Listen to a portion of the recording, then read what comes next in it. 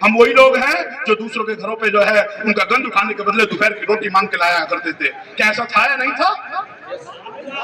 हम वही लोग हैं जो कफन जो है कोई किसी का मर भी जाया करता था तो उसके कफन भी उठा के लाके अपने घर पे रख लिया करते थे, धो के उसे जो है ओढ़ने पहनने का काम करा करते थे। हम वही लोग हैं अगर कोई मर गया तो उसके खाट बिस्तर बचौनी भी जाके जो है उसे धूप में सुखाकर अपने जो है लाके जो है उसको यूज करने का काम करा करते थे। मगर आज तो हमारे जीवन में परिवर्तन आ गए। आज तो हम मांगते हैं दोपहर की रोटी नहीं लाते और जो है चाय अगर कोई आ जाए तो उसे बढ़िया से बढ़िया होटल और रेस्टोरेंट में खिलाते हैं। तमाम सारी चीजों के लिए अगर कोई बोलता दिखाई देते हैं तो उसका नाम एक है। उसका नाम क्या है बताओ कोई साथियों का कोई है तो?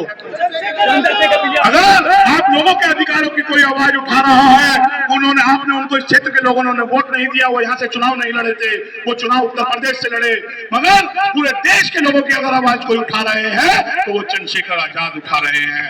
और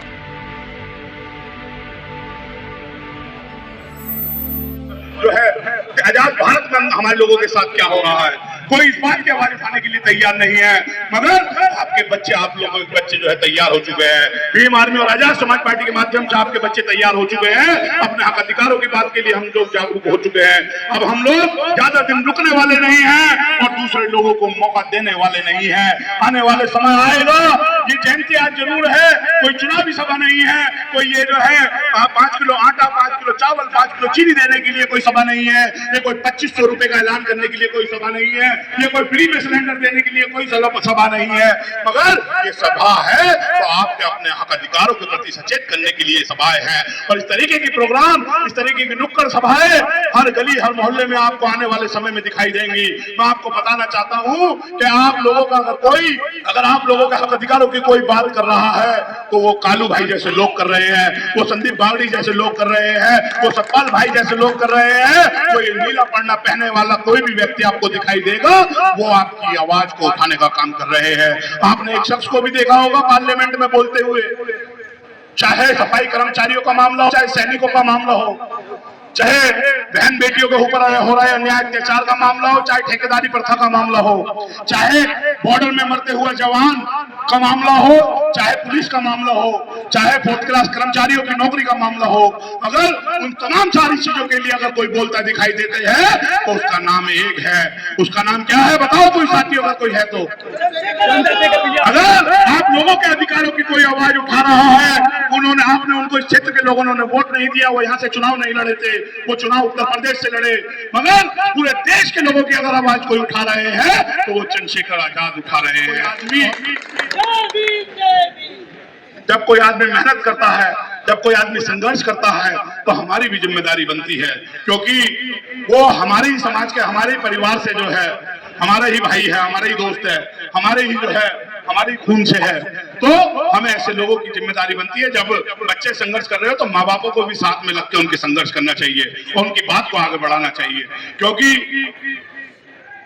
मैं ये मानता हूं कि जिस समाज के अंदर राजनीतिक क्षमता नहीं होती वो अपना नेतृत्व जो है आगे नहीं बढ़ा पाता। इस समाज के अंदर जिसमें हम सब लोग यहाँ बैठे हैं, जन्मे हैं, हम शेड्यूल कास्ट के लोगों में इतनी राजनीतिक क्षमता है कि बाबा साहब डॉक्टर अंबेडकर हमें वोट का अधिकार देके गए, अपने 4-4 बच्चों को कुर्बान करके हमें वोट का अधिकार देके गए, और एक राजा को भी और एक जो है कूड़ा उठाने वाले को, जूता सिलने वाले को, कपड़े धोने वाले को, बाल काटने वाले को समान वोट के अधिकार देके गए। चाहे कोई 100 करोड़ रुपए का आदमी हो और चाहे कोई रोड पे जो है, कोई रोड पे जीवन व्यापन करने वाला बेचारा गरीब से ताजा कमाने ताजा खाने वाला हो, सबका वोट का अधिकार अगर जो है, ये उसकी कीमत जो है वो एक समान है, एक बराबर है। अगर हम सब लोग अपने वोट के प्रति सजग हो जाएंगे, हम सब लोग अपने संतों गुरुओं महापुरुषों के आंदोलन के प्रति सजग हो जाएंगे, हम सब लोग अपने संतों गुरुओं महापुरुषों की कही बात को मानने लगेंगे, हम सब लोग यहाँ पे फूलों पे इनके माला तो जरूर चढ़ा रहे हैं, हम लोग चित्रों पे माला तो जरूर चढ़ा रहे हैं, मगर इनके विचारों पे ताला लगा रहे हैं। हम लोग बाबा साहब डॉक्टर अंबेडकर को तो मानते हैं, मगर बाबा साहब डॉक्टर अंबेडकर की कही बातों को नहीं मानते हैं। अभी तक हम लोग जो है बाबा साहब डॉक्टर अंबेडकर की बात नहीं मान पाए। बाबा साहब डॉक्टर अंबेडकर ने पहली वाला इनमें कहा कि शिक्षित बनो, संगठित रहो, और जो तीसरा संघर्ष करो। शिक्षित तो हम थोड़ा बहुत जरूर बन गए हैं कालू भाई, शिक्षित तो हम जरूर बन गए हैं। बच्चे कहीं ना कहीं जिले में, स्कूल में, प्रदेश में टॉपर भी हो गए हैं, मगर देश के अंदर दूसरे बाबा साहब डॉक्टर अंबेडकर नहीं आते। हम सिर्फ और सिर्फ जो अपने बच्चों को जो है शिक्षा ग्रहण करा रहे हैं वो इसलिए करा रहे हैं कि ये अच्छी नौकरी पाके और इसका परिवार अच्छा जो है चलने लगेगा, इसका परिवार अच्छा चलने लगेगा। जब हम सब लोग ही जो है स्वार्थी हो जाएंगे और अपने अपने परिवारों के बारे में सोचने लगेंगे तो इस समाज की कौन सोचेगा, इस समाज की कौन आवाज उठाएगा। बाबा साहब डॉक्टर अंबेडकर ने अपने 4 बच्चे तो कुर्बान हो गए, मां रमाबाई जो है दवाई के अभाव के कारण जो है हमारे बीच से जो चली गई, मगर उन्होंने अपने परिवार के लिए नहीं सोचा, अपने समाज के बारे में सोचा। झोपड़ियों में रहने वाले लोग थे, हम सब जो लोग हैं वो कल तक झुग्गी झोपड़ियों में रहा करते थे, गांवों से जो है पलायन करके आर्थिक रोजगार के चक्कर में वहां हो रहे जुल्म जाति अन्याय अत्याचार के खिलाफ में हम सब लोगों ने जो है गांवों से आके जो है शहरों में रहने का काम किया। और वो शहरों में कहां बसे?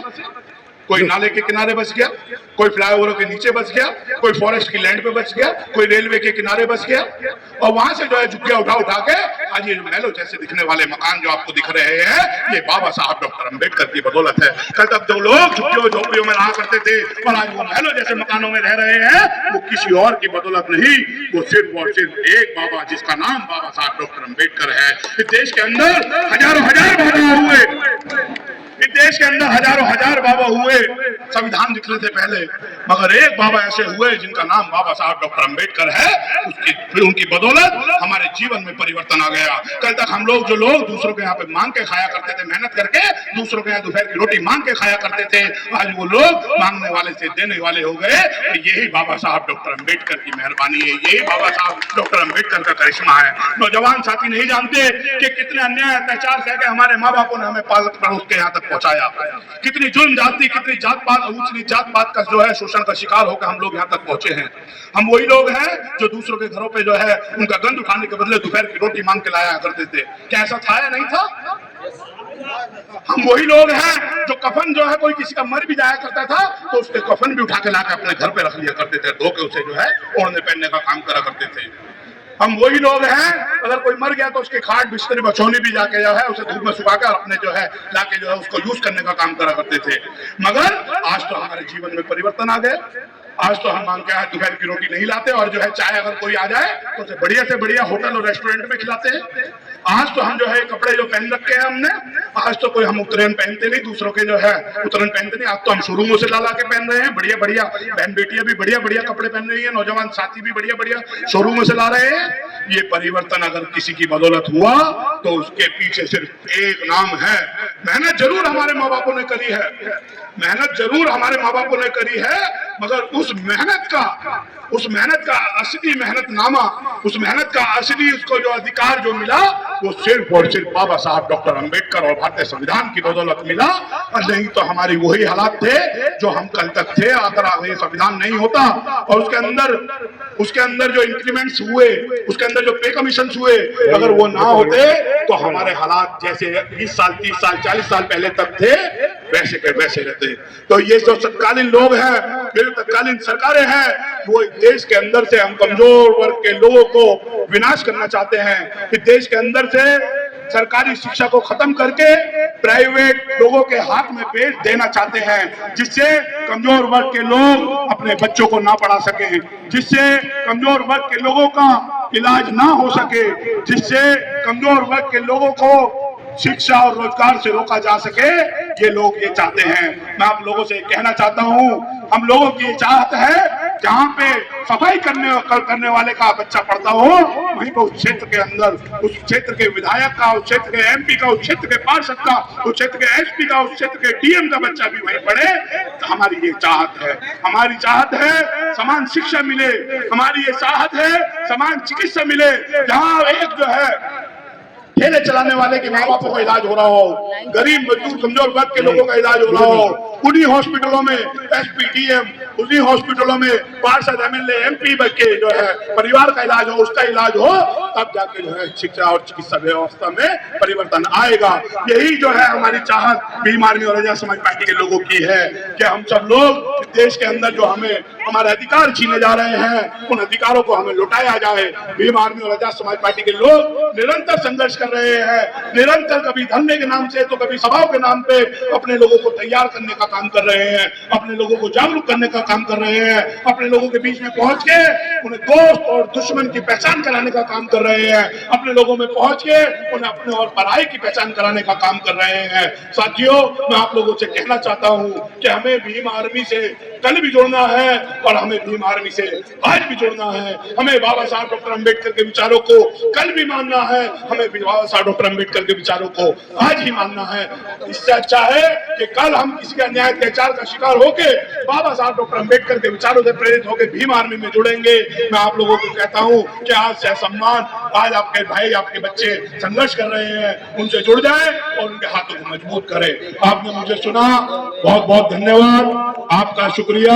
भाई कालू भाई ने यहाँ पे मीटिंग कराई, भाई राकेश जी यहाँ मौजूद रहे, भाई मच्छर साहब यहाँ मौजूद रहे, ये हमारे भतीजे राजा हैं, ये भी यहाँ मौजूद रहे। मैं सबका दिल की गहराइयों से धन्यवाद करता हूँ, मैं सबका दिल की गहराइयों से धन्यवाद करता हूँ। मेरी माएं और बहनें यहाँ पे पहुंची जो अपना कीमती समय निकाल के यहाँ आई, मैं उनका भी दिल की गहराइयों से धन्यवाद करता हूँ। हम सब लोग सीनियर साथी यहाँ बैठे हैं, हम सब लोगों, इन सब सीनियर साथियों का भी धन्यवाद करता हूँ। भाई ने बताया नेपाल की बात रखने के लिए, नेपाल में आपके ही समाज का जो है प्रधानमंत्री बना है और उसको मौका मिला प्रधानमंत्री बनने का, तो उसने सबसे पहले क्या किया, सबसे पहले जो प्राइवेट स्कूल थे जो 8,000 9,000 रुपए आपके यहाँ पे भी फीस ले रहे हैं, उनको सबको सरकारी कर दिया।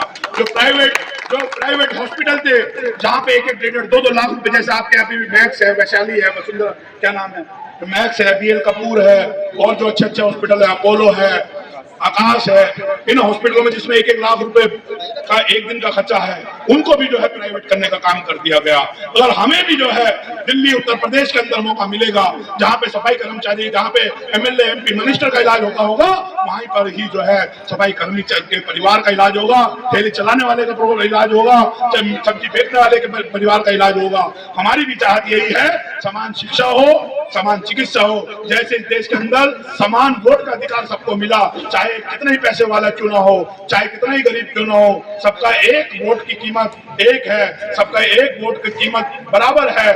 इसी तरह से सबके बच्चों को अगर समान शिक्षा का अधिकार मिल जाएगा, समान चिकित्सा का अधिकार मिल जाएगा, तो देश के अंदर ना गरीबी रहेगी और ना अनपढ़ता रहेगी। जब ना गरीबी रहेगी, ना और अनपढ़ता रहेगी, तो ना किसी के परिवार का व्यक्ति पैसों के अभाव के कारण जो है बीच में से छोड़ के जाएगा, ना ही किसी का बच्चा जब समान शिक्षा हो जाएगी, पैसों के अभाव के कारण अच्छी शिक्षा लेने को मजबूर होगा। हम लोग भी इसी नीति पे काम कर रहे हैं और आपको जल्द देखने को मिलेगा कि हम उत्तर प्रदेश के अंदर बड़ी ताकत बन के जो है लौटेंगे। मगर अपने अपने क्षेत्रों में भी आप लोग कमर कस लो, आने वाले समय में आपको अपना कीमती वोट, आपका अपना जो है कीमती वोट, जिसको बाबा साहब डॉक्टर अंबेडकर ने आपको अपने 4 बच्चों को कुर्बान करके दिलाने का काम किया, उस वोट का आप सही इस्तेमाल करेंगे। क्योंकि जिनका राज होता है उनका पूर्ण काज होता है, जिनका राज होता है उनके साथ कोई जुल्मजास्ती नहीं होती, जिनका राज होता है उनकी बहन बेटियों का साथ अन्याय अत्याचार नहीं होता, जिनका राज होता है उनकी कोई तनख्वाहें नहीं रुकती, जिनका राज होता है उनके घर मकान बिल्डिंगें नहीं तोड़ी जाती, जिनका राज होता है उनके नौजवान बेरोजगार नहीं रहते। अगर हमें मौका मिलेगा, एक एक घरों के अंदर जो है पक्की और सरकारी नौकरी देने का काम करेंगे। अगर हमें मौका मिलेगा, इस देश में दिल्ली के अंदर परिवर्तन करने का काम करेंगे। जय भीम, जय भारत, जय संविधान। धन्यवाद।